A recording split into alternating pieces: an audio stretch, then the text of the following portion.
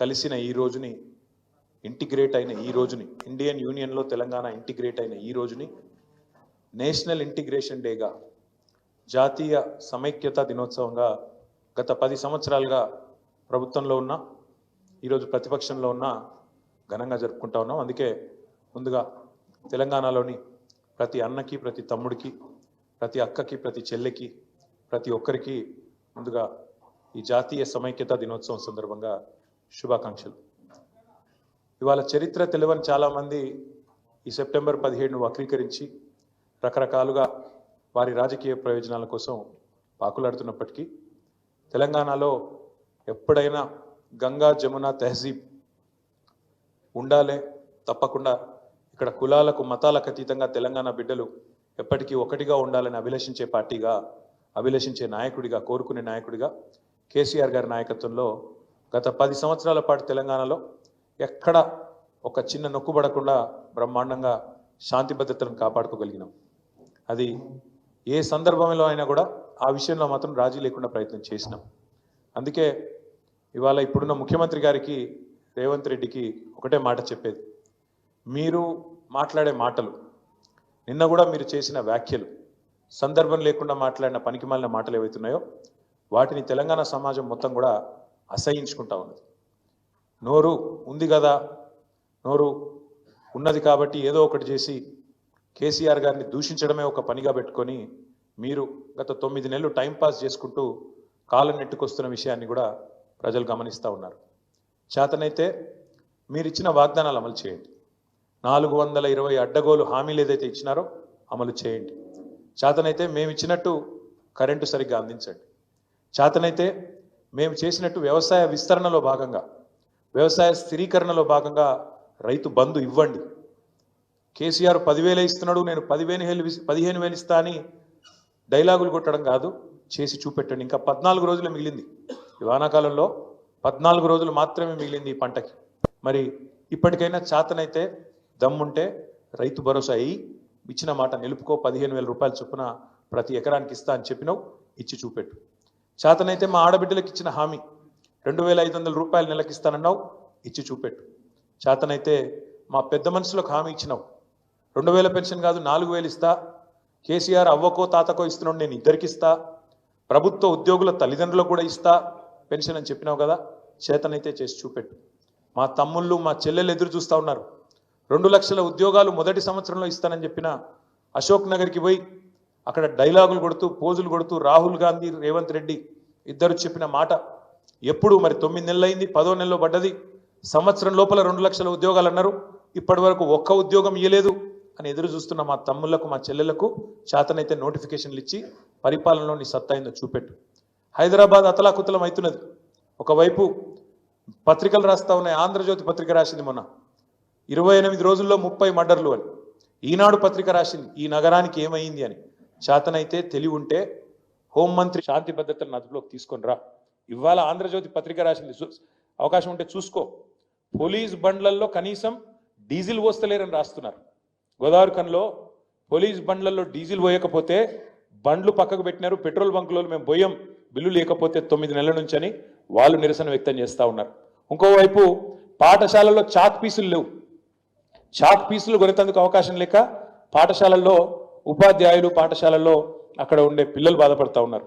మరొక వైపు గ్రామాలలో సర్పంచులు బాధపడతా ఉన్నారు. మాజీ సర్పంచులు, మాకు రావాల్సిన బిల్లులు సంవత్సర కాలంగా పెండింగ్లో ఉన్నాయి, వెంటనే ఇవ్వండి కొత్త సర్పంచులు వచ్చే లోపల అని వాళ్ళు బాధపడతా ఉన్నారు. గారి మీద నోరు బారేసుకోవడం, నోటికొచ్చిన బూతులు తిట్టడం, పరుష పదజాలం వాడడం, పనికి మాలిన అవాస్తవాలను ప్రచారం చేయడం. నిన్న ఆయన మాట్లాడుతుంటే అందరు నవ్వుకుంటా ఉన్నారు. ఫస్ట్ ఆఫ్ ఆల్ తెలంగాణ తల్లి, అందరికీ తల్లి లాంటి తెలంగాణ తల్లిని అక్కడ పెట్టుకుందాం. కొత్త సెక్రటేరియట్ డాక్టర్ బాబాసాహెబ్ అంబేద్కర్ గారి పేరు మీద పెట్టుకున్న సెక్రటేరియట్, అక్కడ తెలంగాణ తల్లిని పెడదాం అందరి తల్లిని అంటే, లేదు నేను రాహుల్ గాంధీ వాళ్ళ నాయననే పెడతా అని చెప్పి రాహుల్ గాంధీ గారి తండ్రి గారి ఫోటో తెచ్చి అక్కడ పెట్టినావు, తండ్రి గారి విగ్రహం తెచ్చి అక్కడ పెట్టినావు. పెట్టడమే కాకుండా ఢిల్లీ మెప్పు కోసం ఇన్ని రోజులు బూతులు తిట్టిండు కదా. సోనియా గాంధీ గారిని బలిదేవత అని, రాహుల్ గాంధీ గారిని ముద్దపప్పు అని, నానా బూతులు ఏవైతే గతంలో తిట్టినావో వాటిని కవర్ చేసుకోవడానికి ఈరోజు చాలా కష్టపడి వాళ్ళ ప్రాపకం కోసం నేను చెప్తున్నాడు. ఏం చెప్తున్నాడు? రాజీవ్ గాంధీ గారు కంప్యూటర్ కనిపెట్టిండట. ఇక నీకు ఎంత తెలివి ఉందో దీన్ని బట్టే చెప్పొచ్చు. అయ్యా రేవంత్ రెడ్డి గారు, నీకు తెలియదు, దరిద్రం ఏంటంటే నీకు తెలియదన్న విషయం కూడా తెలియదు. నీకు ఎవడు చెప్తే ఇనవు. కంప్యూటర్ కనిపెట్టింది రాజీవ్ గాంధీ, రాహుల్ గాంధీ కాదు నాయన, చార్లెస్ బ్యాబేజ్ అన్నట్టు ఆయన. పాపం ఆయన కనిపెట్టిండు, ఆయన బాధపడుతున్నాడు, ఎక్కడున్నాడు కానీ ఆయన ఆత్మ అది బాధపడతా ఉన్నది. రాజీవ్ గాంధీ గారు భారతదేశానికి కంప్యూటర్ పరిచయం చేసినట్టాడు. రాజీవ్ గాంధీ గారు కంప్యూటర్ పరిచయం చేయలేదు భారతదేశానికి. 1955లోనే టాటా గ్రూప్ వాళ్ళు బొంబాయిలో మొట్టమొదటి కంప్యూటర్ను వాళ్ళు తీసుకొచ్చినారు. ఇది నీకు తెలియదు. ఆ రోజు రాజీవ్ గాంధీ గారికి 10 ఏళ్ళలో 12 ఏళ్ళలో. ఇది నీ తెలివి, ఇది నీకున్న పరిజ్ఞానం. ఇక దాంతోపాటు మీకు తెలుసు ఈ రాష్ట్రంలో పరిస్థితి ఎట్లా ఉంది అంటే, ఒకవైపు చికెన్ గున్యాలు, విష జ్వరాలు, మరొక వైపు ఈ డెంగ్యూలు, పారిశుద్ధ్యం పడకేసింది. పట్టణ ప్రగతి లేదు, పల్లె ప్రగతి లేదు, కనీసం పల్లెల్లో పిచికారి కొట్టించే పరిస్థితి లేదు నీ ప్రభుత్వానికి. స్కూళ్ళలోనేమో చాక్ పీసులకు పైసలు లేవు, పల్లెల్లోనేమో పిచికారి కొట్టించేందుకు పైసలు లేవు, సర్పంచుల బిల్లులు ఇవ్వవు, ఆఖరికి పోలీసుల బండ్లల్లో మరి మమ్మల్ని అరెస్ట్ చేసి వాళ్ళని కొట్టబోయేటోళ్ళకి వాళ్ళకు కూడా మరి కనీసం వాళ్ళ బండ్లలో డీజిల్ పోసే ముఖం లేదు. దాంతోపాటు హోంగార్డులకు కూడా జీతాలు ఇచ్చే పరిస్థితి లేదు. చెప్తూ పోతే ఒకటి రెండు కాదు, రాష్ట్రంలో ఒకవైపు హెల్త్ ఎమర్జెన్సీ పెట్టే పరిస్థితి ఉన్నది. అంత దారుణమైన పరిస్థితులు వాళ్ళ పిల్లలు ఎక్కడ చూసినా ప్రతి ఇంట్లో జ్వరాలతో అతలాకుతలం అవుతున్నారు.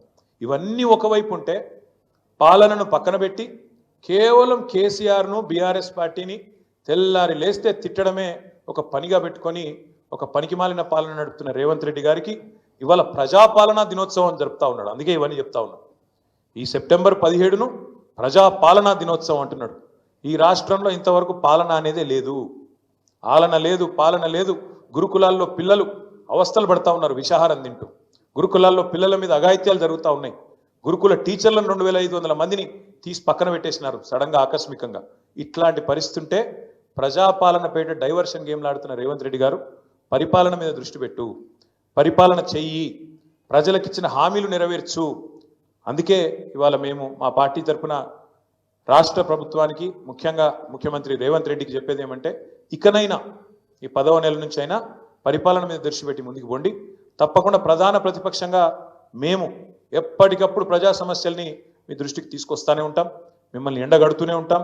ప్రజాక్షేత్రంలో ప్రజా ఉద్యమాలు నిర్మించి తప్పకుండా ఉద్యమిస్తూ మీరు ఇచ్చిన 420 హామీలు అమలు చేసేదాకా మీ అంతు చూస్తాం, మీ ఎంబడ పడతామనే మాట కూడా తెలియజేస్తూ, నిన్న నువ్వేదైతే తప్పు చేసినావో, తెలంగాణను అవమానిస్తూ, తెలంగాణ ఆత్మను అగౌరవపరుస్తూ, తెలంగాణ తల్లి ఎక్కడైతే కొలువు ఉండాలనో అమరజ్యోతి మధ్యన అంబేద్కర్ సచివాలయం నడుమ తెలంగాణ భవిష్యత్ తరాలకు, భవిష్యత్ పాలకులకు కూడా స్ఫూర్తిగా ఉండాల్సిన ఆ స్థలంలో ఎక్కడైతే తెలంగాణ తల్లి కొలువు తీరాలో అక్కడ నువ్వు రాహుల్ గాంధీ గారి తండ్రిని పెట్టినావు.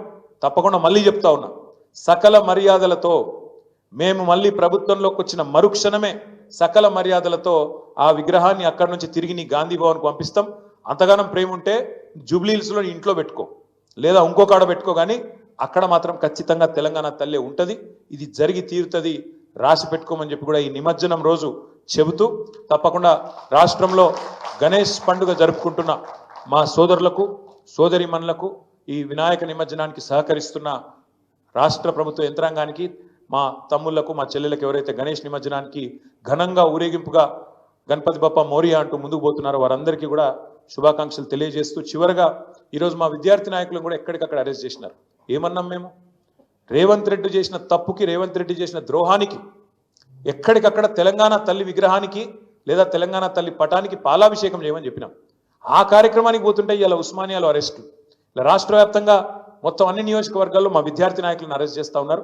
పోలీసులు వెంటనే ఈ అత్యుత్సాహాన్ని మానుకొని వెంటనే వారందరినీ కూడా విడుదల చేయాలని చెప్పి శాంతియుతంగా ప్రజాస్వామ్య పద్ధతుల్లో నిరసన చెప్తున్న వాళ్ళ మీద ఈ రకమైన దాడి మంచిది కాదనే విషయాన్ని కూడా వారికి గుర్తు చేస్తూ ధన్యవాదాలు, నమస్కారం.